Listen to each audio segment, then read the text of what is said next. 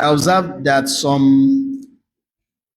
listeners are fond of being glued to their phone too much while the lecture is going on.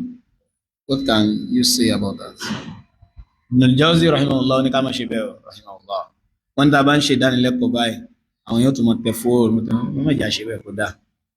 Ìṣẹ̀ntọ́ dá Ibn al-Jawzi ní pé kí ni ìdí tó yẹ pé tá a bá jókòó báyìí, wá sí tán bá ṣe mọ́ wọ́ yẹn lára gbà tá a bá fi délé yóò ti lọ. Ó nítorí pé a nídìí nǹkan méjì. Ibn Qayyim náà point sí nínú al-Fawaid.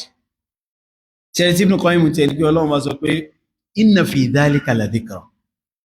Bí Kùránì ṣe dáa tó Ọlọ́run ní la dhikra yóò máa jẹ́ ìrántí kì í ṣe fún gbogbo yẹn o. Assalamu alaikum wa rahmatullahi wa barakatuh. Fún àwa tí a bá ní lọ́kàn pé a fẹ́ lọ sí hajj tàbí umrah, láwọn tó ṣe pàtàkì ni wípé ẹni tá bá lọ ó jẹ́ni tó mọ̀ nípa ètò hajj àti umrah tó sì mọ̀ nípa ṣẹ̀ríà Ọlọ́run ọba àlekèrè nípa iṣẹ́ hajj àti umrah. Fún àwa tí ó bá wù wá láti lọ sí hajj tàbí umrah pẹ̀lú àwọn afáwa Ustadh Abu Khadeejah As-Sanady hafizahullah, aláǹfààní àti lọ pẹ̀lú oríṣiríṣi hajj and umrah packages tá ní, a lè kàn sí wa pẹ̀lú nọ́mbà tí ó wà lórí screen wáyé. Ẹ jẹ́ ká máa bá wa sí wa lọ. Liman kana lahu qalb nínú Suratul Qaf. Aw alqa as-sam'a wa huwa shahid. Kí wọ́n bá sọ di nǹkan mìíràn. Yahya bin Ma'in rahimahullah wọ́n ṣe ìrìn àjò pẹ̀lú àwọn kan tí wọ́n jọ lọ wá hadith. Ẹni náà wọ́n á jókòó, ẹni náà wọ́n á tó gbé class, ó sì rìpọ́ọ̀tì ẹ̀. Ẹni yìí tó gbé class ni wọ́n fọlọ́n búra ìjọ tó bá rìpọ́ọ̀tì hadith yìí. Hey, èmi àti ó mú nǹkan lẹ́ o, because ó dẹ̀sì irú fáwọn èèyàn, ó ní mo wà bẹ́ẹ̀ wà lásìtàfí ò sì sí bẹ́ẹ̀. Ẹ bá ṣe bá aṣọ ẹ̀sìn tó, ó sì jáde ẹni ẹ̀rán sí wọ́n pé gbogbo hadith lórí rìpọ́ọ̀tì mo ti kó kọ̀rẹ́lẹ̀ o.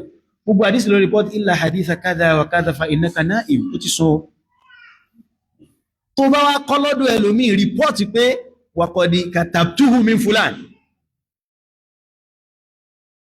So kódà Ibn Mubarak rahimahullah wọ́n sọ fún pé kí ló dé tí wàhálà yín pọ̀ tó báyìí ẹ̀sìn lówó tó ẹ̀tún lọ ìjókòó ẹ̀tún mọ́ kẹ́kọ̀ọ́ ẹ̀tún ó ní la'alla al-kalimata allati fiha najati lam aktubuha ba'd. Bóyá tí máa kọ tọ́lọ̀ fi ní mo yọ́nú mi tí kọ ìbáyìí wọ́n tẹ́ fóònù tí ìbá ṣe nǹkan tó wà very important ẹ mọ́jà ṣe tàbátí wà ní mọ̀jáde certificate kò dá tó, because it's a way to even go out of that culture kó ti mọ́yàn lára láti máa tẹ fóònù every time kí ẹ mọ́kàn lè fílẹ̀ pé ẹ jẹ́ ń ṣe nǹkan. Ọlọ́run ràn wá lọ́wọ́. Subhanakallahumma wa bihamdika ashhadu an la ilaha illa anta. Assalamu alaikum.